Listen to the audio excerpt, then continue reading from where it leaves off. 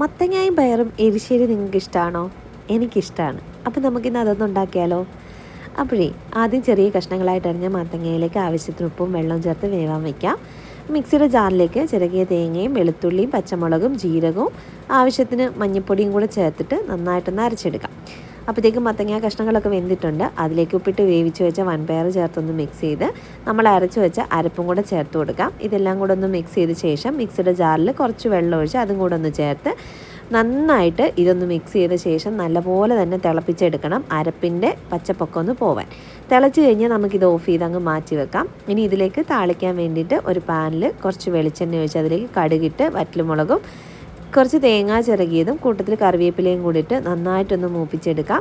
തേങ്ങയുടെ കളറൊക്കെ ഒന്ന് മാറി വരുന്ന സമയത്ത് നമുക്കിതങ്ങ് ഓഫ് ചെയ്തിട്ട് നമ്മുടെ കറിയിലേക്ക് അങ്ങ് ചേർത്ത് കൊടുക്കാം. എന്നിട്ട് ഇതെല്ലാം കൂടെ മിക്സ് ചെയ്തെടുത്ത് കഴിഞ്ഞാൽ സദ്യക്കൊക്കെ വിളമ്പുന്ന മത്തങ്ങയും പയറും എരിശ്ശേരി റെഡി. ഇതിരിക്കും തോറും ഒന്നും കൂടെ ഒന്ന് കുറുകി വരുന്നൊരു കറിയാണ് കേട്ടോ. നല്ല ടേസ്റ്റാണ്. അപ്പോൾ എനിക്കിത് ഭയങ്കര ഇഷ്ടമാണ് കേട്ടോ. അപ്പോൾ വീഡിയോ ഇഷ്ടപ്പെട്ട് കഴിഞ്ഞാൽ ലൈക്ക് ആൻഡ് സബ്സ്ക്രൈബ് ചെയ്യാൻ മറക്കണ്ട. അടുത്ത വീഡിയോ ആയിട്ട് വരാം. ടാറ്റാ.